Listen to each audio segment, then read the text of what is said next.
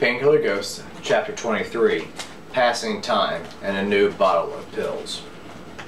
Stan meets Aaron for dinner and drinks the next day at 7:15. They meet on the corner of Main and Meadow, near where Chastity was when she shot that man, and they walk down the street and they go to a new bar. Stan's taken off his bandage, but he has some extra in his pockets, just in case the left nostril starts to bleed again. It always does. Aaron can't decide if she would have preferred him to keep it on or take it off. With it on, he looked like he had just had plastic surgery maybe. With it off, it looked like he'd been hit the nose with something hard, like a baseball bat. Walking down the street, she asked him a couple things. She asked him what his last name was and what happened to his nose. He answered, Thimble. I know, it's a wimpy name, haha, just got hurt in an accident, that's all. I should have been wearing my seatbelt. He tried not to smile too much because it still hurt too much to smile. Appetizer, it's calamari. A couple light draft of beers, then salads. They laugh and exchange glances when they order the same salads and the same dressing. Then a couple brown ales. So, you haven't told me what you do, Stan. I'm kind of between things right now, enjoying a little freedom. He finishes off his drink. He orders them both a glass of red wine to go with their dinners. Steaks arrive earlier. Stan told Aaron he respects a woman who can eat a steak on a first date. I guess you don't have to ask what I do. No, I guess I know already. It wasn't supposed to be this long. I've been there for years, somehow. He tries the wine. She continues. It was only supposed to be for a little while to pay off some bills. She takes a sip of her wine. They both nod in unison about the wine. I still haven't paid off some of those bills. And with that, they both take a second sip. What did you do when you had a job? Sales. For whom? Oh, some website. It wasn't my scene there, so I quit. The steaks arrive. She raises her wine glass in the air. Well, cheers, Stan. Cheers. Here's to breaking free. He raises his red wine glass to hers. They clink. Cheers, he says, and takes 2 sips of the wine. The steak is good, very good. It's the best steak he can remember having in a while. And he's sitting across from a woman who's pretty and almost 10 years younger than he is. Stan thought to himself, it's a good day. His nose was feeling better, more of a constant pressure than the radiating pain that went out every time his heart beat. But he was careful not to sneeze, which would start the bleeding again. He told the waiter twice not to put any pepper on the salads or the steaks. She ate about 3/4 of her steak. He, all. She ate her roll that came on her plate. He didn't touch his. She's drinking the rest of her wine. He's ordering 2 gin and tonics for them. She's saying, you know, I would really love to quit my job, do something else, or really not do anything at all for a while, travel, maybe even just sit on the sofa for a month. She turns her eyes to the bar, looks down at her empty wine glass, back to the bar, then to Stan. Oh no, not here. What? Stan turns his head towards the bar. No, don't stare. I just know one of those guys over there. I'll try to stay away from him. Thyme's waking up from a nap that started during the 6 o'clock news. It's past 8 p.m. It's dark outside now. There's no traffic on the street, no sounds in the kitchen. There are no sounds in the house at all since the television is on mute. He rubs around, he rubs his eyes, looks around, his beard itches. It takes him a moment to figure out where he is, what time it is, morning or night. He never bothers with what day it is. It means nothing to him right now. He listens in the house, hears nothing. Suzanne must be out. He hasn't walked today. He spent the whole day in a painkiller haze, just like the other day, and yesterday, and tomorrow. He stands up and sits back down. In a minute, he'll try again. He stands up a little slower after a moment of watching the news with the sound off. A little slower this time and no head rush now. He picks up a sweatshirt from the floor next to the sofa, pulls it over his head, and walks to the bathroom. When he comes back, He finds his keys, puts them in his left pocket of his worn khakis, the same pair he wore yesterday, and picks up his camera, slings it over his shoulder, and walks out the front door, barefoot. The cement is still warm from the sunlight, even though the air is cool. He whistles quietly. He stops and listens for a minute for that familiar jingle of dog tags. And then, when he doesn't hear the sound for a minute, he starts walking slowly. And then, less than 20 paces away, he hears it, the sound catching up with him.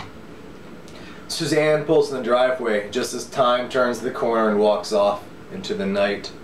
She walks in, carrying a pair of new shoes and a bag from a bookstore. She's bought 2 travel books, one for Costa Rica and one for Pacific Island she's never heard of. Chastity's at her house now. She eats canned vegetables and a bagel for dinner, then smokes a joint and watches a French movie with no subtitles. She doesn't know French. It's 9 p.m. Back at the bar, Stan hasn't looked back in that direction that Aaron was looking, and she's tried her best not to look back over there either. They talk a while, and Stan forgets about the guy at the bar. Aaron hasn't. Stan needs to use the bathroom, so he excuses himself and wanders to the back of the room and down a hallway. He has to wait in the hallway. It's a one-man room, and the door is locked. A couple minutes later, the door opens and a woman walks out, smiles at Stan, and walks off. Stan checks the door again to make sure it's the men's room. It is. He closes the door behind him. A few minutes later, walking down the hall and drying his hands on his pants, he sees someone leaning over his table, talking very close to Aaron's ear. She's shaking her head no, but not saying anything. Stan taps the guy on the shoulder. The guy turns, looks at Stan's nose. Stan goes on. "Hello," he says to the man, then eye contact to Aaron. "Is everything okay here?" Aaron shakes her head no. Stan says, "Leave her alone." He smiles and pats the man's shoulder. "Thanks." The man walks off towards his seat at the bar, but first he turned back and stared at Aaron for 10 seconds. Stan had been about an inch taller, but for a second there, he was scared he was going to get punched in the nose. He had a phantom taste of painkillers on his tongue now. About 10 minutes later, Stan notices the man walk out the front door with a half-full beer bottle in his hand, turn left, and walk down the street, past the front windows of the bar and out of sight. They order one more drink each, spiked coffee, and a piece of pie too. She orders a key lime, and he a pecan slice. The coffee comes, and is not too weak. The pie is great. Stan pays in cash, and leaves a nice tip to impress Aaron. She goes to the restroom, while Stan goes outside front to the bar and waits. He's walking around the sidewalk out front, checking his voicemails, hoping for a message about a job. He's about 3 doors down with his cell phone to his right ear when a shadow jumps out of the alley next to him with a broken beer bottle and slashes it across Stan's left ear, then trips him and Stan falls onto the sidewalk. Stan recognized him, of course. It was the guy from the bar. He hadn't even put on a hat or sunglasses to disguise himself. Stan's bleeding. His ear is burning in pain, throbbing hot. The guy was out of sight, back down the alley. Stan figured it was best that Aaron was inside. Maybe the drunk jerk just meant to get Stan, or maybe he was thinking that Aaron was there with him, too. He hears steps behind him, heels, and then slower, then faster. Aaron sees Stan on the sidewalk. "Stan!" She runs up. She runs down the uneven sidewalk as fast as she can in her heels. Well, what happened? She helps him up. He's holding his hand up to his ear and hasn't said anything. And she says, "Come on, get in my car." They get in her car and pull away from the curve with one taillight out. Thyme's been out on a walk for more than an hour. He's wide awake, the most awake he's been in days. He realizes he didn't smoke much pot today, not as much as normal. His feet, for the first time in a long time, are getting cold. He's off the sidewalk, walking down the deserted street, occasionally getting poked by broken pine cones under his calloused feet. With his new camera, he can more or less pick it up and hold the weight with his right hand, and with his right index finger, he hits the autofocus. He can snap pictures of cars as they go by him. He's at a crosswalk. He's crossing over from one side to another. It's a 4-way stop. He pauses and starts walking, assuming that the red car coming quickly his direction will stop, or at least pause at the stop sign. It doesn't. It seems to speed up. Thyme has to hurry across the street to avoid getting hit by the speeding car. He turns his head just in time to see the driver look left and then right, looking for other cars but never seeing Thyme. It's dark, but it looks like Aaron driving the car. He tries to see better, but the car is gone. He lifts his camera in his right hand, forgets to hit autofocus, and captures a frame of a red car with a broken tail light. He looks down to his left, where the old dog would be, heeling next to him, and says quietly under his breath, "Did they almost hit you, boy?" Now it's 2 hours later, and this is how it is. Stan's leaving the hospital. He's got a new bottle of pills, 10 stitches, and a new bandage over his left ear. 10 stitches and a new bottle of pills. That kind of evens out in the end, he thought.